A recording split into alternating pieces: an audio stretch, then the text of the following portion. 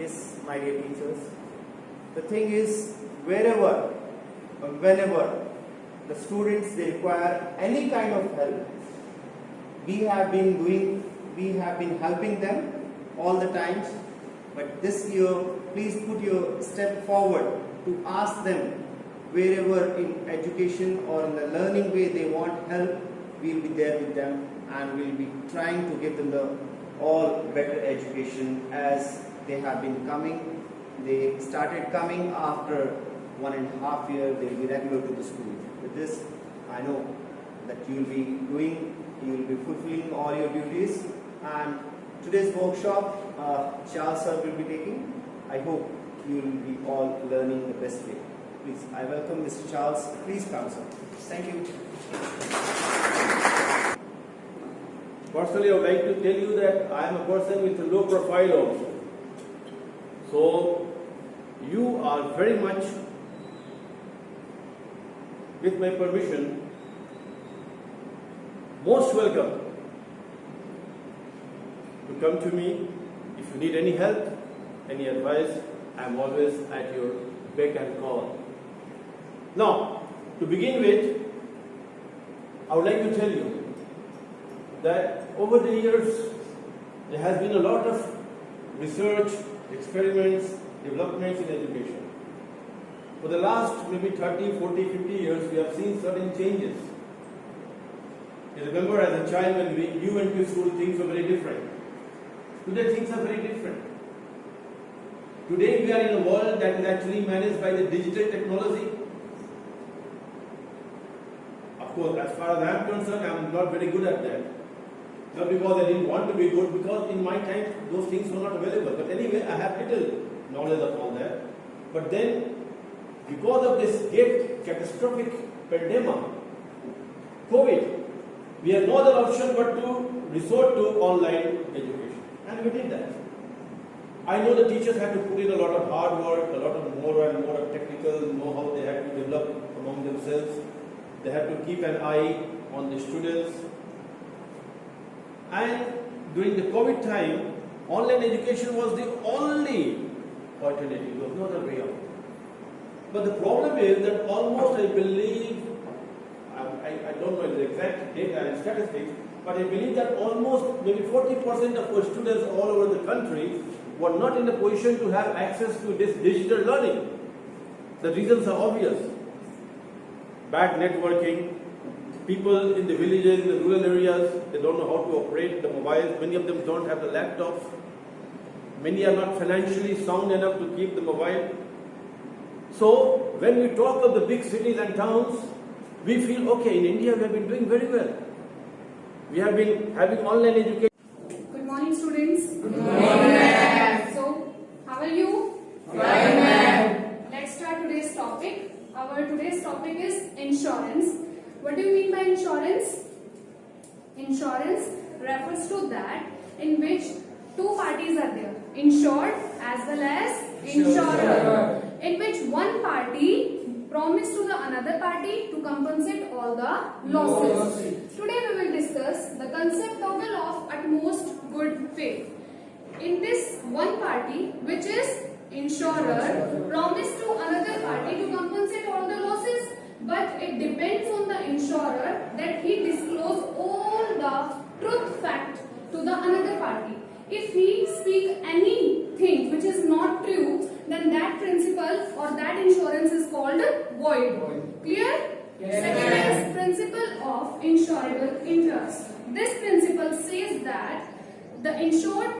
Yes, good morning, students. Good morning, sir. Today we will discuss about dynamics of non-uniform circular motion.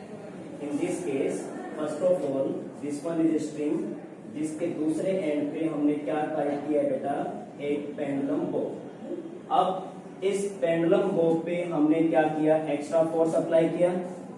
इस external force की वजह से given body that is moving in a circular path.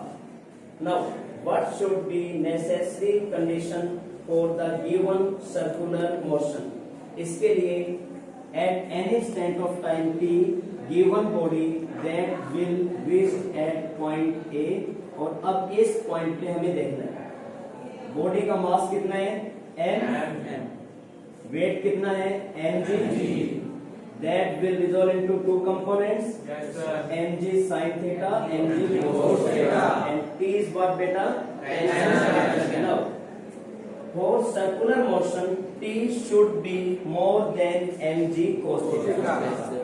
यदि t mg cos theta से कम है या equal है, then body just slide down.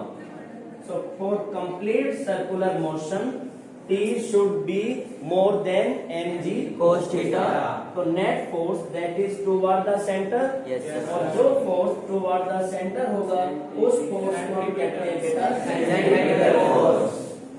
Now in this case, P that is equal to mv square upon r plus mg cos. Good morning, dear students. Good morning, ma'am. Today we discuss about chapter 2. Our chapter name is People as Resource and our topic name is Economic Activity and Non-Economic Activity. आप सभी को पता है कि हर एक human being कोई ना कोई एक्टिविटीज करता है और हमने उसको एक्टिविटीज को दो पार्ट्स में डिवाइड करते हैं, economic activity and non economic activity. Economic activity का मतलब क्या होता है?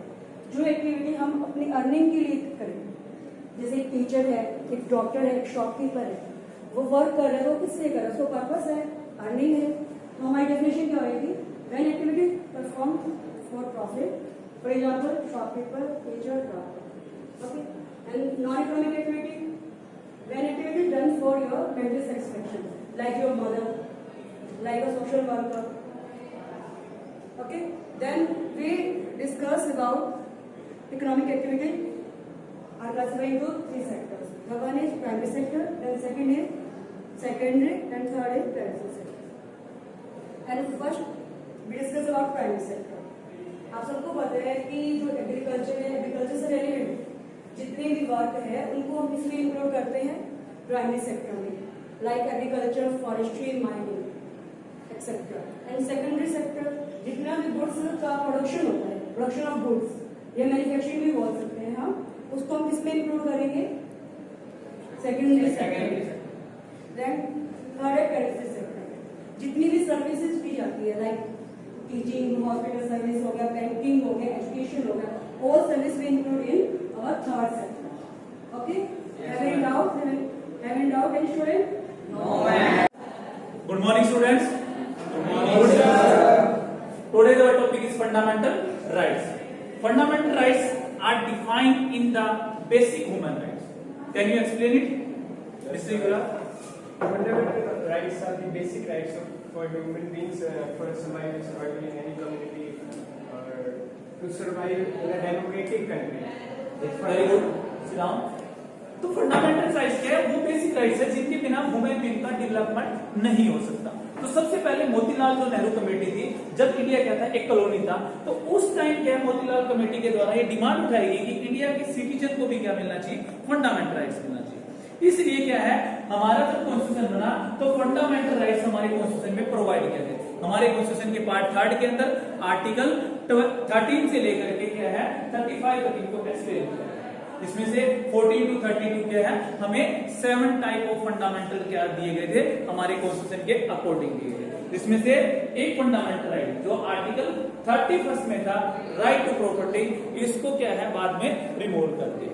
तो अब हम क्या है, सबसे पहला फंडामेंटल राइट पढ़ेंगे, राइट टू इक्वलिटी, जो हमें आर्टिकल 14 से लेकर के 18 तक दिया गया। राइट टू इक्वलिटी, जिसे नाम से पता चलता है सबको क्या देना, इक्वलिटी देना, सबको इक्वल देना, बिना किसी डिस्क्रिमिनेशन के, ना कास्ट हो, ना क्रीड हो, ना जेंडर के अकॉर्डिंग हो, यानी कोई भी तरह का कोई डिस्क्रिमिनेशन नहीं होगा। उसके साथ ही क्या है, आपको इक्वलिटी प्रोवाइड की जाएगी। तो ये 14, 15, 16, 17 और 18 में क्या है, आपको राइट टू इक्वलिटी दिया गया। Good morning students. बेटा आज का हमारा विषय है ध्वनि कविता है। इसके कवि कौन है? सूर्यकांत त्रिपाठी निराला कवि हैं। आज का हमारा विषय बेटा ध्वनि। अभी न होगा मेरा अंत, अभी अभी ही तो आया है मेरे वन में मृदुल बसंत, अभी न होगा मेरा अंत। इस कविता के अंदर कवि ने जीवन में खुशियां भरने का वर्णन किया है। वो कहते हैं कि मेरे जीवन का अभी अंत नहीं होगा, क्योंकि मेरे जो जीवन है उसमें अभी अभी बसंत रूपी यौवन का आगमन जीवन हुआ है, अभी न होगा मेरा अंत, इसलिए मेरे जीवन का अंत अभी नहीं होगा। जो मृदुल होता है बेटा, उसका मतलब होता है कोमल। यानी कि जो कवि है, कवि का जीवन सोना था और उसके जो सोने जीवन में अभी अभी उत्साह का आगमन हुआ है। आगे है हरे हरे के पास डालियां कलियां कोमल गार, मैं ही अपना स्वप्न मृदुल कर फेरूंगा निद्रित कलियों पर जगह एक प्रत्युष मनोहर। कवि कह रहा है कि जो बसंत के आगमन पर, पात का मतलब होता है बेटा पत्ते, बसंत के आगमन पर जो पत्ते होते हैं वो हरे भरे हो जाते हैं। डालियां कलियां कोमल गार, जो डालियां है कलियां है वो कैसी हो जाती हैं? कोमल। उनका शरीर कैसा हो जाता है? कोमल हो जाता है। मैं ही अपना स्वप्न, स्वप्न का मतलब होता है सपना। मृदुल कर, मृदुल कर होता है बेटा कोमल हाथ। फेरूंगा निद्रित, निद्रित का मतलब होता है सोई हुई कलियों पर। यानी कि कवि कह रहा है कि जो कलियां सोई हुई हैं, आलस्य से भरी हुई हैं, मैं उनके ऊपर अपना कोमल हाथ फेरूंगा। प्रत्युष का मतलब क्या होता है? सवेरा। मनोहर होता है सुंदर, तो फिर क्या हो जाएगा उनके जीवन में? एक सुंदर सवेरा हो जाएगा। Good morning students. Today our topic is A Truly Beautiful Mind. Who is writer? When he was born? And when he was died? 1955. He was not spoken at the age of 5 years. When his sister was born, what he said? She has no wheels. There is wheels. After that, Albert Einstein was born in Germany city, and on the city Ulm. Whereas Germany. In which city? Ulm. He was gone to Switzerland. What the purpose? Study. In which year he was completed his graduation? 1900. In which year he was married? 1950. Who was married? And in which year he was diagnosed with? 1990. And what was the formulated?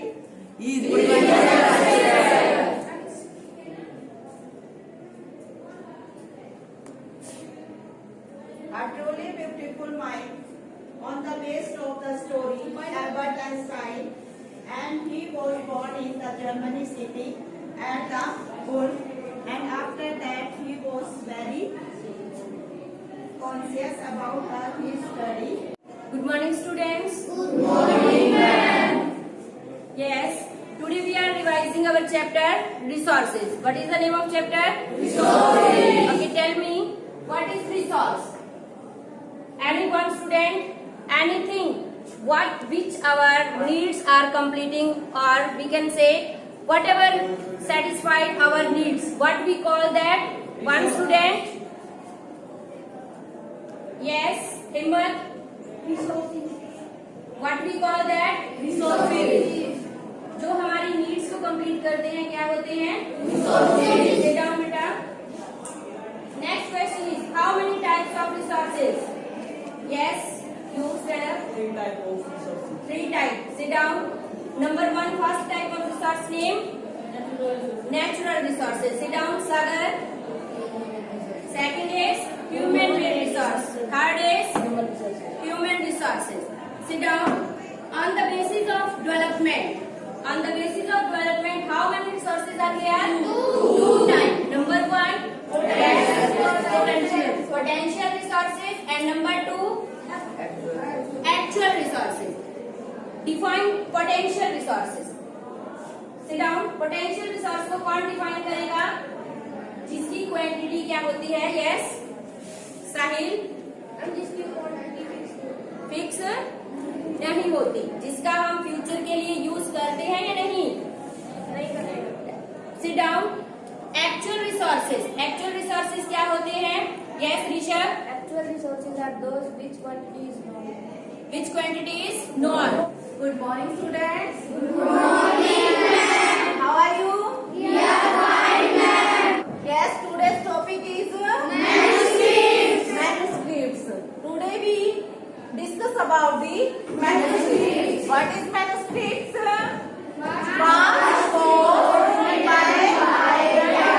Writers. जो भी हमें past records, जो भी past की हम history right करते हैं, जो हमारे हिस्ट्री के रिकॉर्ड हैं, वो किसने राइट किए हैं? किसने मेंशन है? मैन्युस्क्रिप्ट्स। और जो मैन्युस्क्रिप्ट्स है बेटा, वो कभी भी पहले का टाइम था, उस टाइम में कोई भी मशीन नहीं थी, और मशीन ना होने के कारण जो मैन्युस्क्रिप्ट्स किससे लिखे जाते थे? किससे राइट किए जाते थे? और मैन्युस्क्रिप्ट्स को कलेक्ट कौन करता था?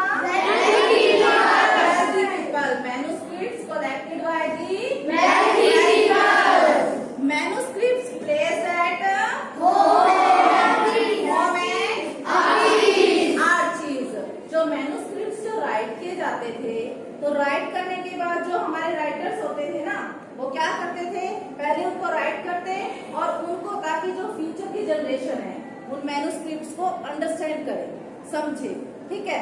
अगर जब तक अंडरस्टैंड करने के लिए वो क्या चाहते थे कि जो हमारी फ्यूचर की जनरेशन है वो हमारे पास्ट की हिस्ट्री को स्लो धीरे धीरे हर कुछ गेट करे।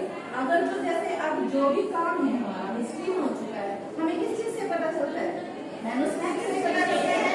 जो भी नॉलेज गेट करते हैं हम क्या करते हैं? पास्ट के रिकॉर्ड्स को उठाते हैं, तभी हम उसके बारे में नॉलेज गेट करते हैं। और इसी करके गुड मॉर्निंग स्टूडेंट्स। आज का टॉपिक की है ਇਹ ਕਿਹੜੇ ਗੁਰੂ ਦੀ ਤਸਵੀਰ ਹੈ? Shri Guru Nanak Dev Ji. ਸ੍ਰੀ ਗੁਰੂ ਨਾਨਕ ਦੇਵ ਜੀ ਸਿੱਖ ਧਰਮ ਦੇ ਕਿਹੜੇ ਗੁਰੂ ਹਨ? ਉਹਨਾਂ ਦਾ ਜਨਮ 15 ਅਪ੍ਰੈਲ 1469 ਈਸਵੀ ਨੂੰ ਹੋਇਆ ਸੀ। ਕਿੰਨੀ ਅਪ੍ਰੈਲ ਨੂੰ ਹੋਇਆ ਸੀ? ਆਪ ਜੀ ਦੇ ਪਿਤਾ ਜੀ ਦਾ ਨਾਮ ਮਹਿਤਾ ਕਾਲੂ ਸੀ ਅਤੇ ਮਾਤਾ ਜੀ ਦਾ ਨਾਮ ਤ੍ਰਿਪਤਾ ਦੇਵੀ ਸੀ। ਇਹਨਾਂ ਦੀ ਇੱਕ ਭੈਣ ਵੀ ਸੀ ਜਿਸ ਦਾ ਨਾਮ ਸੀ ਬੀਬੀ ਨਾਨਕੀ। ਵਿਦਿਆ ਪ੍ਰਾਪਤੀ, ਗੁਰੂ ਜੀ ਨੇ ਵਿਦਿਆ ਦੀ ਪ੍ਰਾਪਤੀ 7 ਸਾਲ ਦੀ ਉਮਰ ਦੇ ਵਿੱਚ ਉਹਨਾਂ ਨੂੰ ਵਿਦਿਆ ਪ੍ਰਾਪਤ ਕਰਨ ਦੇ ਲਈ ਪਾਂਡੇ ਕੋਲ ਭੇਜਿਆ ਗਿਆ ਪੜ੍ਹਨ ਲਈ, ਪਰ ਉਹਨਾਂ ਦਾ ਮਨ ਜਿਹੜਾ ਪੜ੍ਹਾਈ ਦੇ ਵਿੱਚ ਨਹੀਂ ਲੱਗਦਾ ਸੀ, ਉਹ ਪਰਮਾਤਮਾ ਦੇ ਵਿੱਚ ਹੀ ਲੀਨ ਰਹਿੰਦੇ ਸਨ।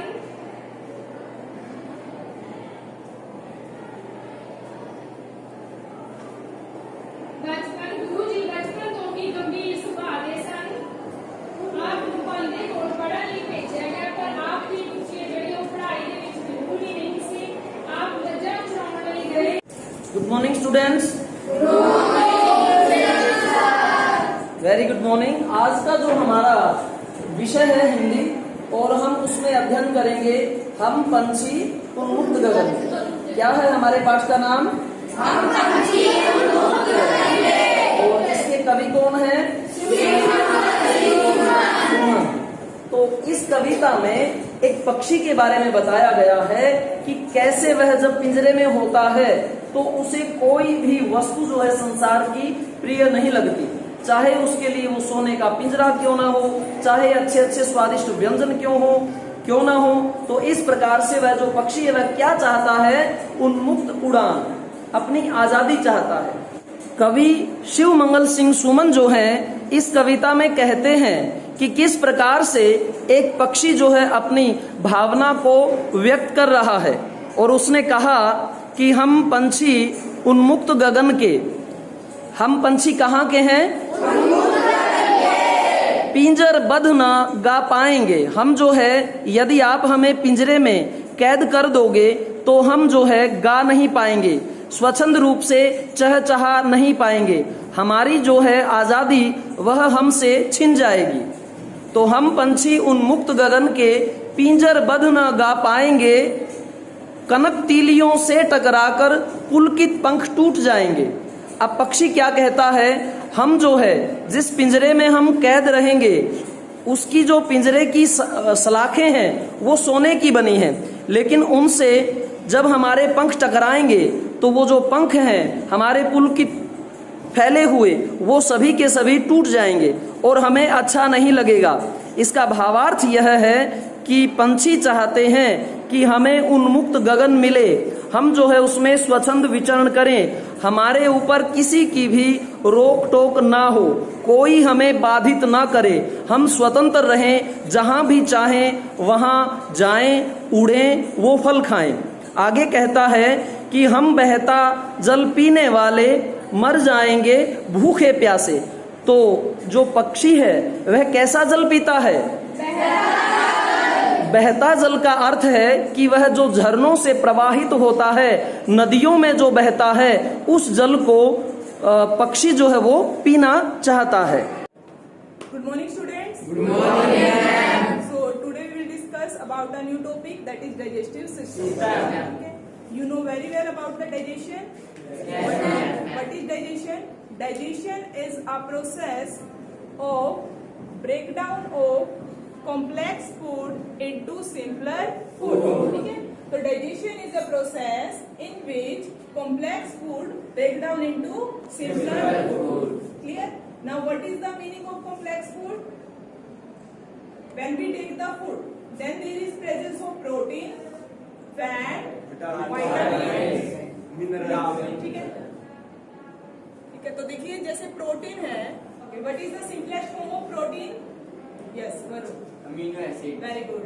Simplest unit of protein is amino Acid. and simplest unit of carbohydrate. Simplest unit of carbohydrate. Glucose. Very good. And fat break down into fatty acids में glycerin. ठीक है? So in digestive system we will discuss about a detailed process of the digestion. Okay? Our digestive system mainly consists of two parts. Which parts? Two parts. Name of that parts? Alimentary canal and associated glands. Our alimentary canal start from the mouth and end from anus. ठीक है? तो हमारी जो elementary कनाल है वो कहाँ से start हुई? Mouth. एंड कहाँ हुआ? Anus. And different part of the alimentary canal. First is here. Mouth. Second. Esophagus. Esophagus. Third. Stomach. Very good. Good morning to all of you. Good morning, sir. Now today we are going to discuss the chapter Lost Springs. A very important question that actually is based on this chapter is, what is the appropriateness of this chapter? The chapter has the title Lost Spring. Why has the author chosen this title, Lost Spring? He has chosen this title because it talks about the poverty, the hunger, the deprivation, the exploitation of the children when they're in this stage of childhood. Now, why do you think that this is the right title? Can you give me the answer? Anybody can give me the answer why this is the right title? Anyone? Yes? Yes, sir. Speak. This is an appropriate title because this story shows the lost spring of the lost childhood of the students. Okay, so it is the lost childhood in the sense that childhood is the time which is regarded symbolically as the spring of life. When the children are going to enjoy life, the exuberance of life, the excitement of life, the vibrancy of life, but these children who are working in the Bangalore factories, those who are rag pickers, those who are working in different workshops as workers, they don't have that happiness, that beauty, that excitement, that exuberance, that enthusiasm, that you can say vibrancy of life.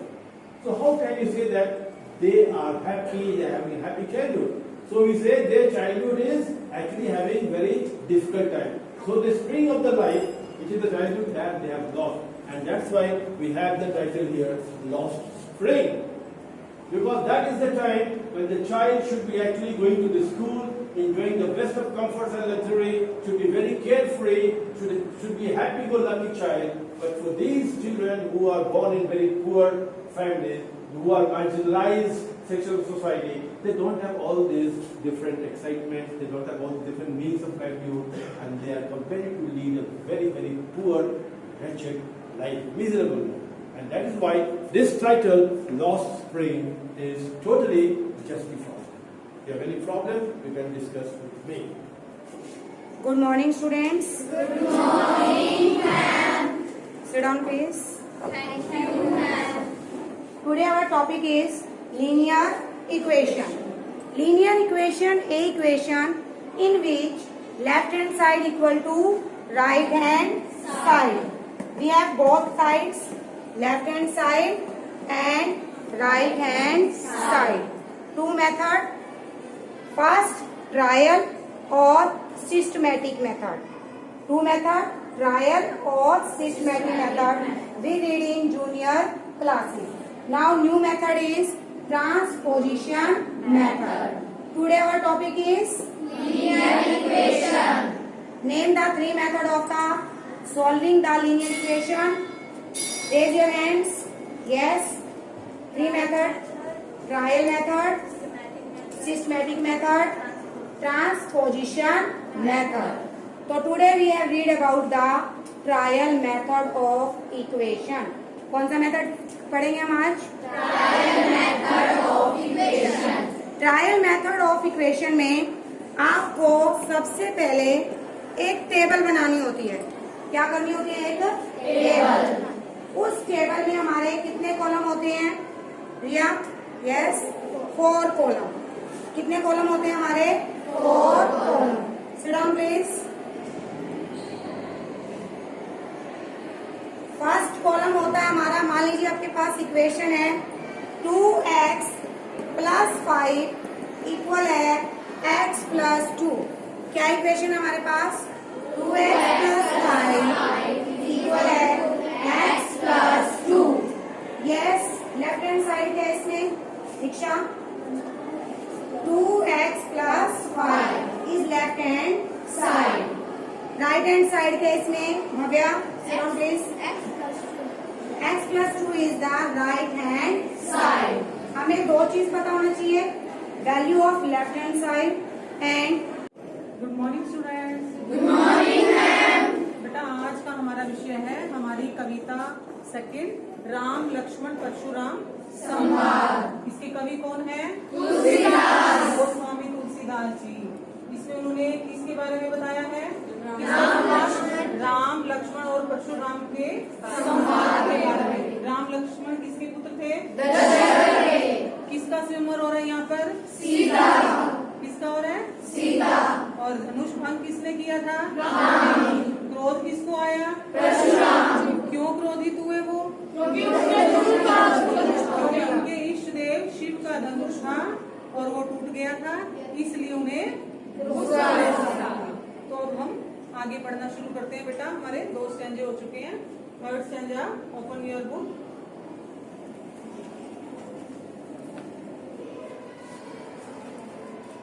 Third stanza देखिए बेटा. BC Lucknow बोले मृदुबानी, अहो मुनीसु महाभटमानी, पुनी पुनी मोही दिखाव उठारू, चहत उड़ावन की पहाड़ू. अब यहाँ लक्ष्मण जी मुनि से कहते हैं, परशुराम जी से, मुनि हंसते हुए कहते हैं, हे मुनि, मतलब कोमल वाणी में कहते हैं हंसते हुए, अरे मुनि महाभटमानी. महाभट का अर्थ होता है महान योद्धा. लक्ष्मण जी हंसते हुए कोमल वाणी में कहते हैं कि आप अपने आप को बड़ा ही महान योद्धा मानते हो. पुनी पुनी मोही दिखाओ कुठारू, जो पुनी पुनी बार बार मुझे अपना कुठार यानी कि फरसा दिखा रहे हो. आप अपने आप को बहुत बड़ा योद्धा मानते हो जो बार बार मुझे अपना फरसा दिखा रहे हो. चहत उड़ावन फूकी पहाड़ू, चहत का चाहते हो, उड़ावन उड़ाना, फूकी फूक, मारू पहाड़ू मतलब पहाड़ को, फूक मारकर क्या आप पहाड़ को उड़ाना चाहते हो. यहाँ कुंभड़पतिया को नाई जे तर्जनी देखी मर जानी.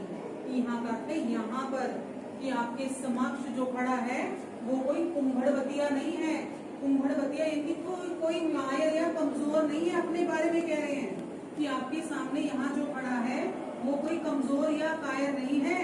जे तर्जनी देखी मर जानी, जो आपकी तर्जनी ये वाली आपकी जिससे हम लोग को बार बार धमकी देते थे, ये सुनता। कोमलवाणी में कौन कह रहा है? किसे कह रहे हैं? परशुराम जी को क्या कहा उन्होंने? आप अपने आप को और बार बार परशुराम जी Good morning, beta. Good morning, sir. Today we will discuss about conversion of galvanometer into ammeter. First of all, what is galvanometer?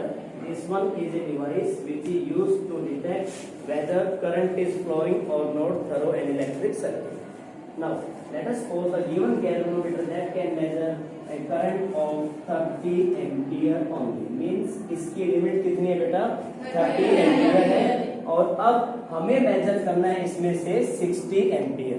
अब 60 एम्पियर करंट यदि इसमें से पास होगा, इट मींस बहुत ज्यादा हीट एनर्जी प्रोड्यूस होगी, that can damage the given galvanometer. But हमें major करना है, इसके लिए हमें क्या चाहिए? एक नया डिवाइस चाहिए। उस डिवाइस को हम कहते हैं बेटा एमीटर। तो अब हमें क्या करना है? गैल्वेनोमीटर को एमीटर में कन्वर्ट करना है। तो हाउ इज पॉसिबल?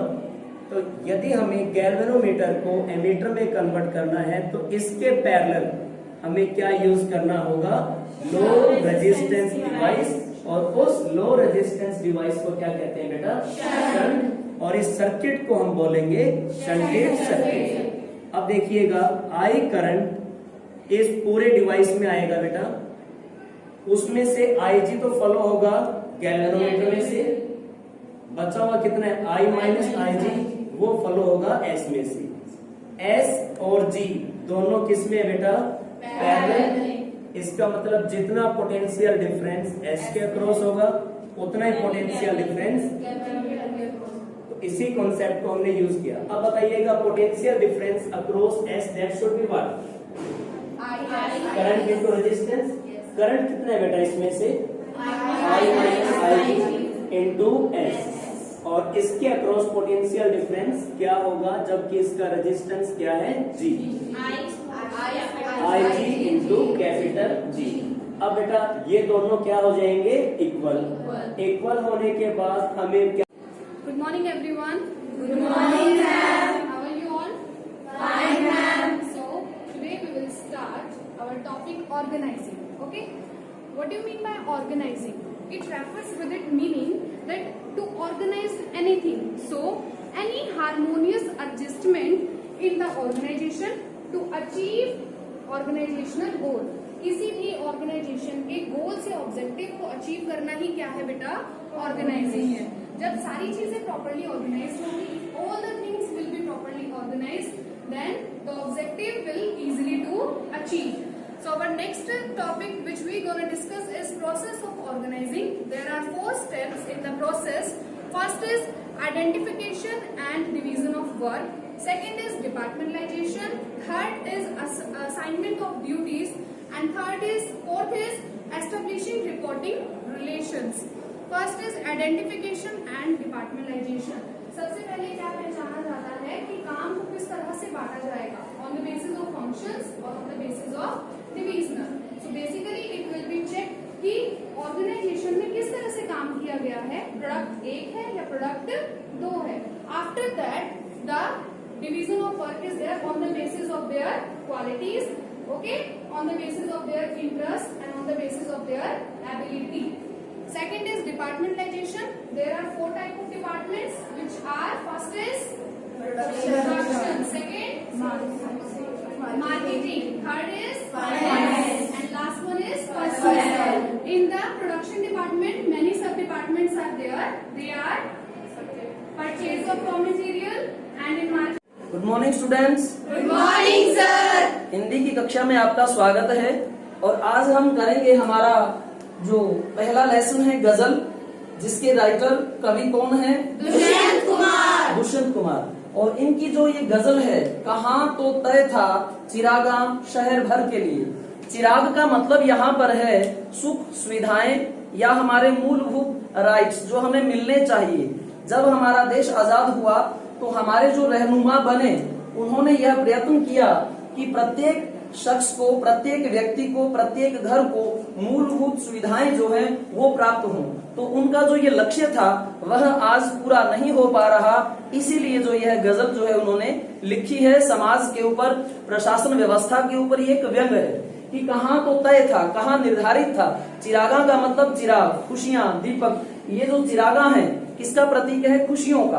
कि कहाँ तो ये निर्धारित था कि खुशियां मिलेंगी शहर भर के लिए, पूरे शहर को मिल पाएंगी। लेकिन आज क्या हो गया, कहाँ चिराग मयस्सर नहीं हर एक घर के लिए। आज वो खुशियां, वो चिराग अकेले घर को भी मिल नहीं पा रहा है। और पहले क्या निर्धारित था कि वो पूरे के शहर यानी पूरे आवाम को क्या है, सुख सुविधाएं, मूलभूत आवश्यकताएं, उनके अधिकार जो है वो मिल पाएंगे। यहाँ दरख्तों के साए में धूप लगती है।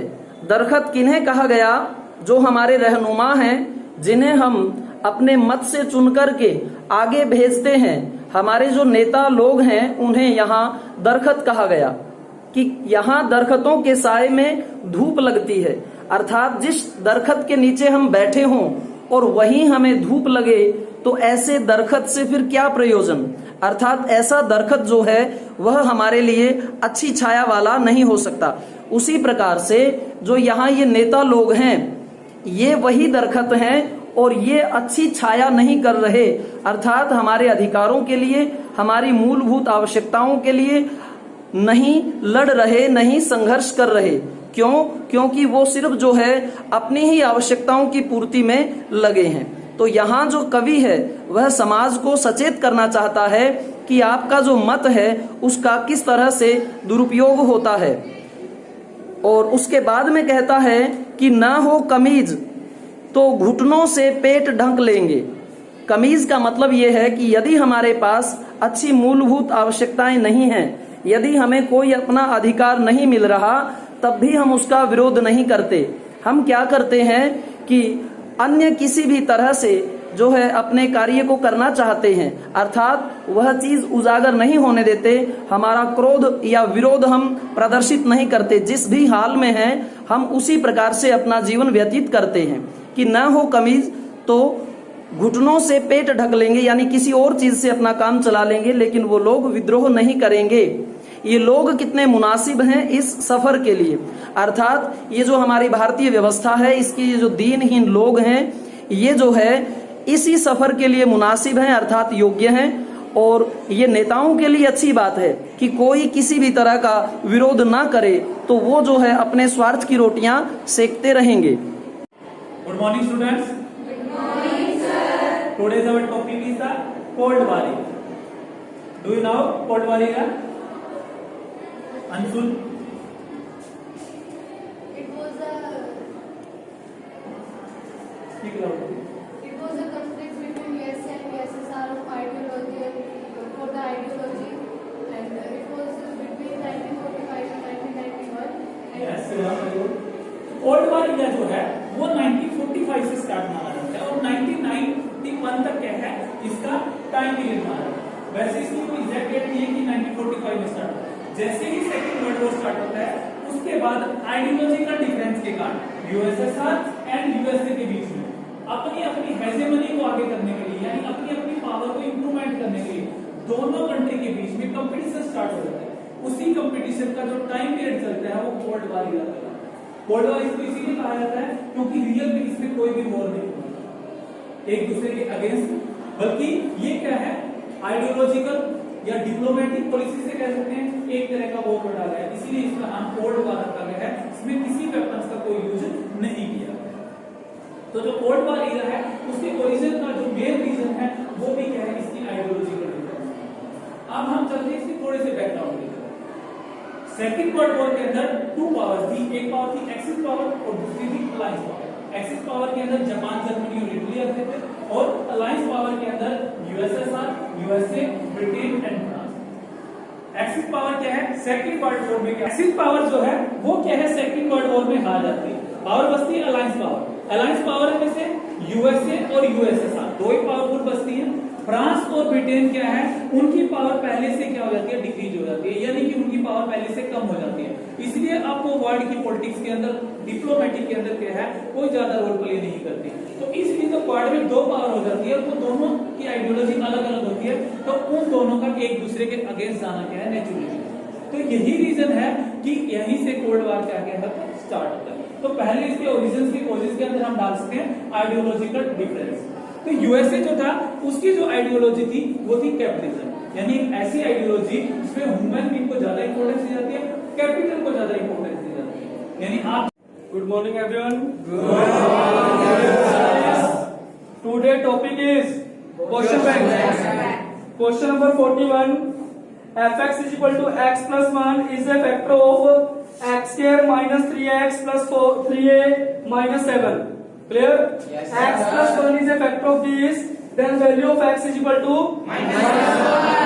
minus 1 here, minus 1 का square plus 1, minus 1 minus minus plus 3 plus 3a minus 7, 3 plus 1 4 minus 7 minus 3 plus 3a equal to 0, 3a equal to, अब ये उस साइड जाके देखो आपके प्लस 3 हो गए, ठीक है, देन a की वैल्यू 1 आ गई, ठीक है, ऑप्शन यही मैच हो रहा था। अगर आपके पास कोई ऑप्शन मिस्टेक में आ जाए तो आप ऐसे टैली कर सकते हो भाई, देखो प्लस माइनस का ही मैटर है और कोई मैटर नहीं है। क्लियर? तो अब यहाँ से उस साइड जाके प्लस 3 हो गए, then value of a is equal to 3/3 is equal to 1. Yes or no? Yes. And 1 is option number A, so answer is A. Clear? Yes, sir. Now question number 42, आपके पास polynomial कर रखा बेटा 4x square minus 4x plus 1. Clear?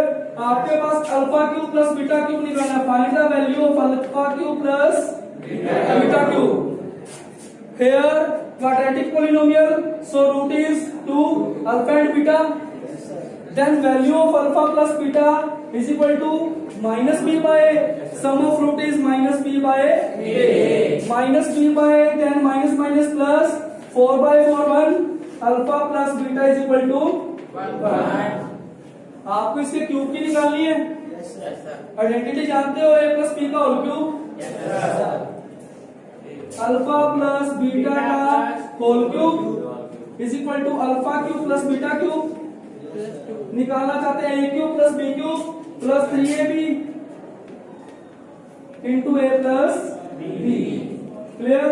Then alpha plus beta का whole cube minus 3 alpha beta into alpha plus beta is equal to alpha cube plus beta cube.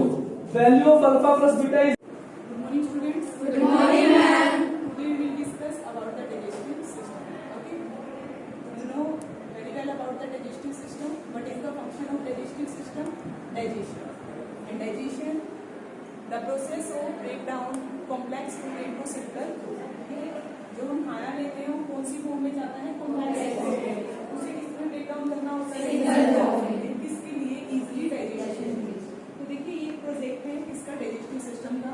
आपको सारे part जो इसमें दिए हुए हैं, तो सबसे पहले आप मुझे बताइए डाइजेस्टिव सिस्टम के मेन 2 पार्ट्स कौन कौन से होते हैं, एसोसिएटेड ग्लैंड्स। ठीक है, तो यहाँ जो है वो एलिमेंट्री कैनाल को फुल एक्सप्लेन किया हुआ, मतलब बनाया हुआ है। तो alimentary canal start from the mouth, यानी कि digestion start from the mouth, then it move toward the esophagus, then small intestine, large intestine। तो यहाँ से हमारे फूड का डाइजेशन क्या हो जाता है, स्टार्ट हो जाता है।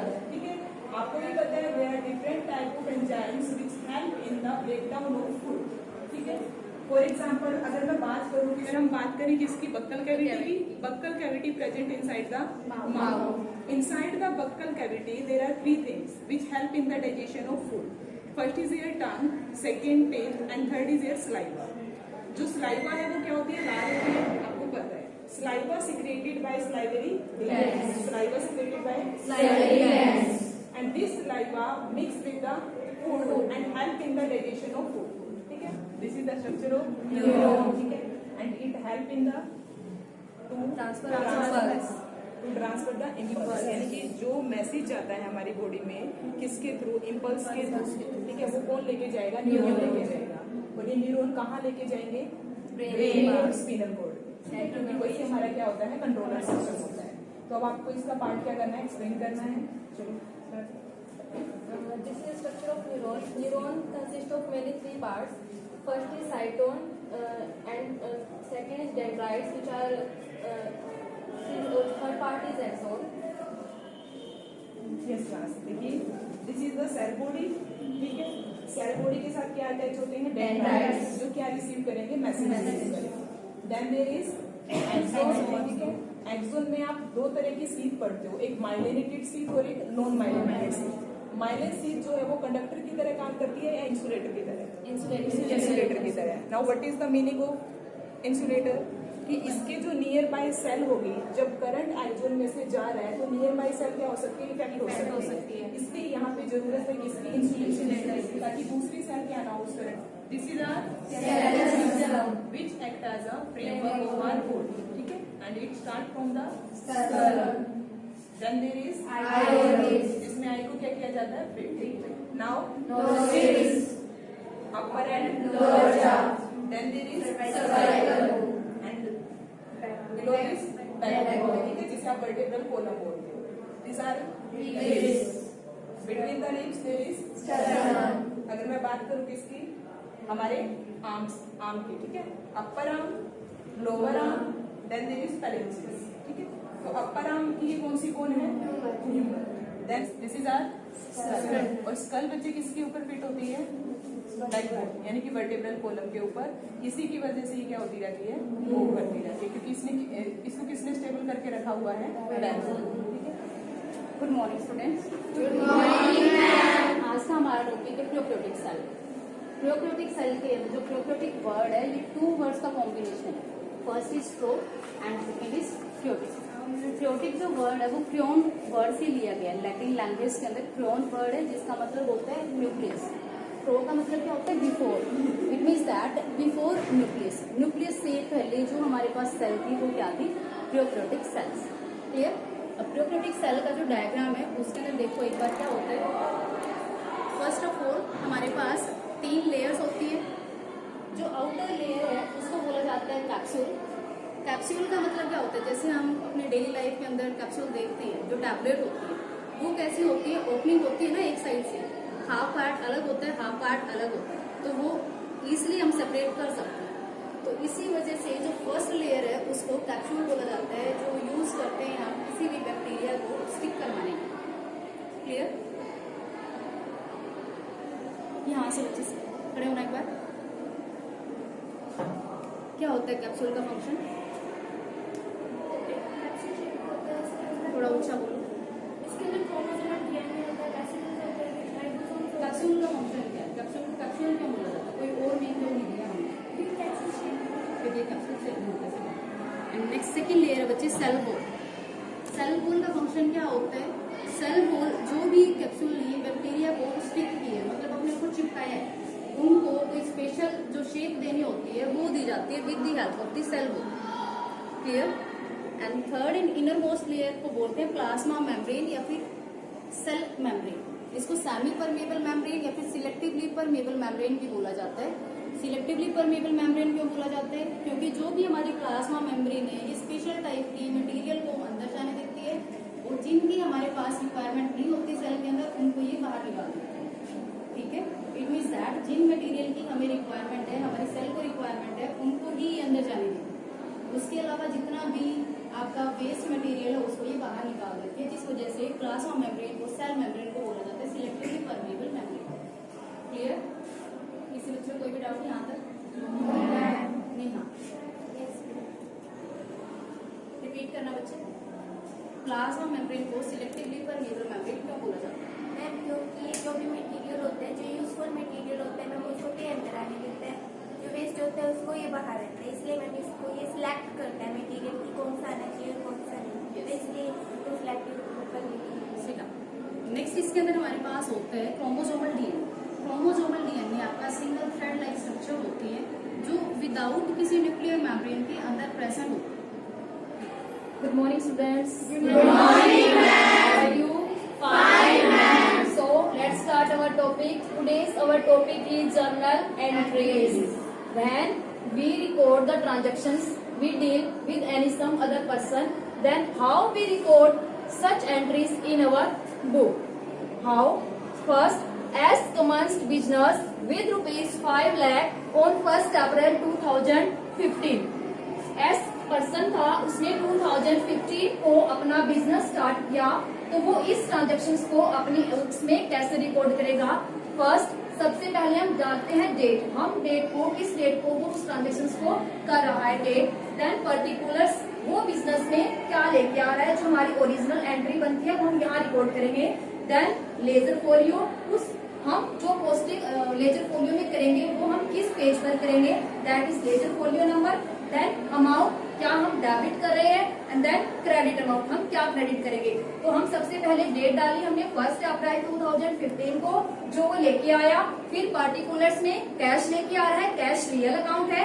Debit word comes in, debit word real account क्या रूल है, Debit word comes in, credit word goes out. Cash आ रहा है तो cash account debit. Capital personal account है, पर्सनल अकाउंट का रूल क्या है, debit the receiver, credit the giver. Giver कौन है हमारा, प्रोप्राइटर या बिजनेसमैन। हमने उसके अकाउंट को क्या किया, क्रेडिट। कितना अमाउंट लेके आ रहा है, 5 लाख। डेबिट और क्रेडिट दोनों साइड हमेशा क्या होती है, इक्वल होती है। इन द सेम सेंस, अगर मैं ये कहूँ कि एस बिजनेस स्टार्ट करने के बाद अपने बिजनेस में गुड्स लेके आ रहा है, हम अकाउंटिंग लैंग्वेज में गुड्स को क्या बोलते हैं, परचेजेस। क्या बोलते हैं, परचेजेस। तो परचेजेस हमारा कौन सा अकाउंट है, नॉमिनल। नॉमिनल नहीं, पर्सनल। उसको परचेज अकाउंट, हमारी गुड्स आ रही है, तो हम क्या डालते हैं, परचेजेस अकाउंट डेबिट टू। लेके कौन रहा है, लेके कौन आ रहा है, किससे हम ले रहे हैं, उस पर्सन से। मान लो उसने वाई से लिया है तो purchases account debit to Y लिखेंगे। अगर वो कैश में परचेज करता तो हम क्या लिखते, purchase. Good morning, students. Good morning, sir.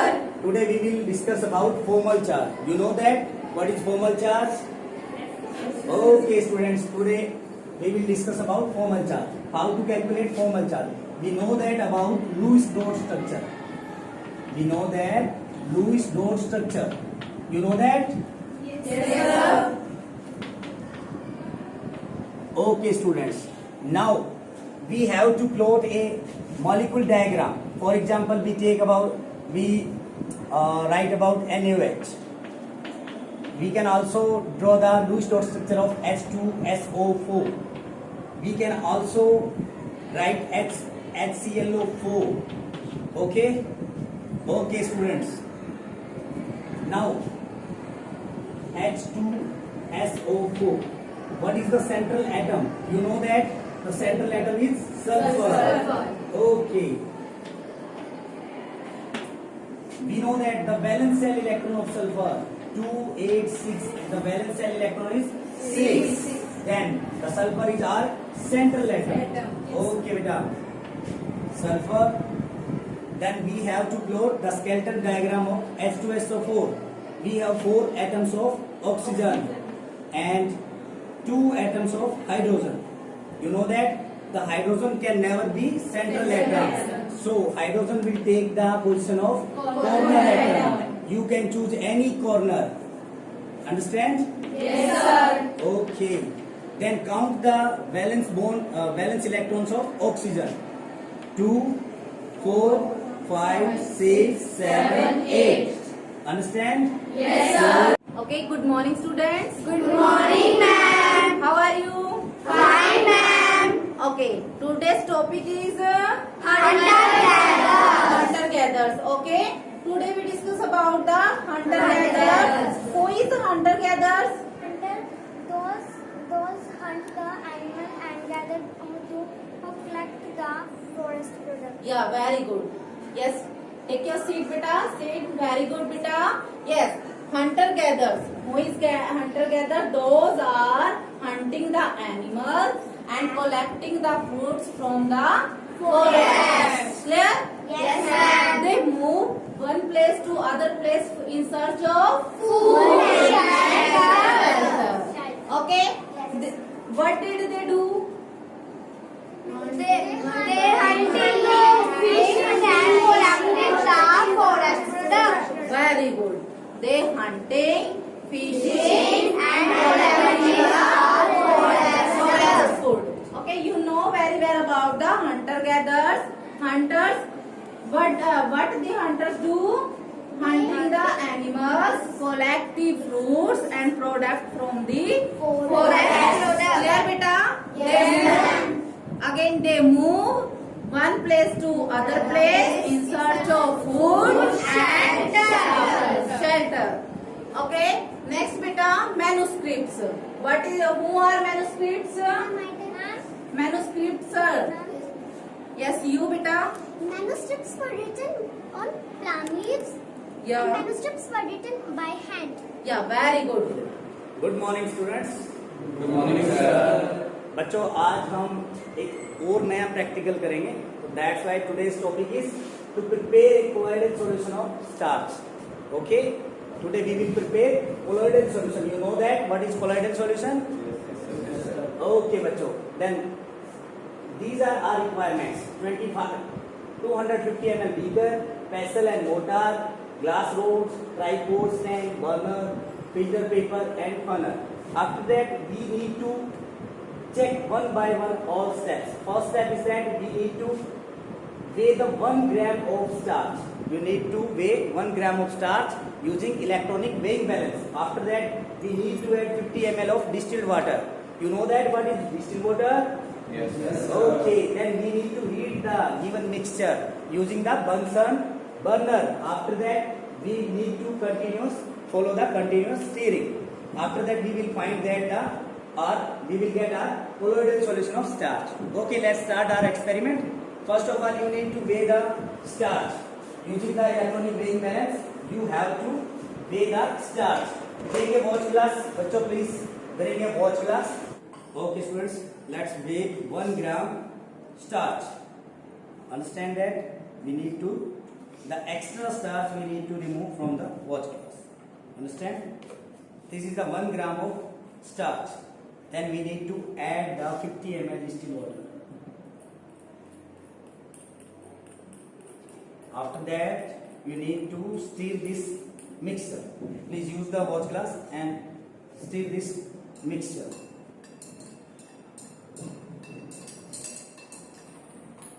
Continue mixing.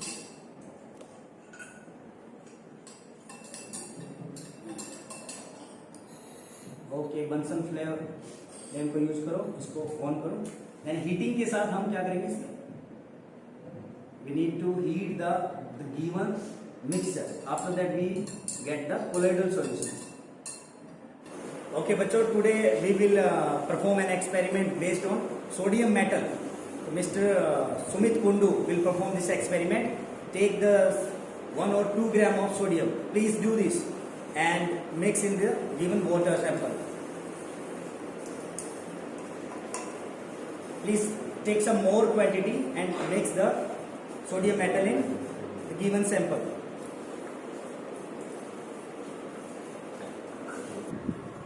Okay students, takes more than 2 gram of sodium metal and mix this sodium sample to the given sample. If we add the sodium metal in our sample, we found that we get sodium hydroxide.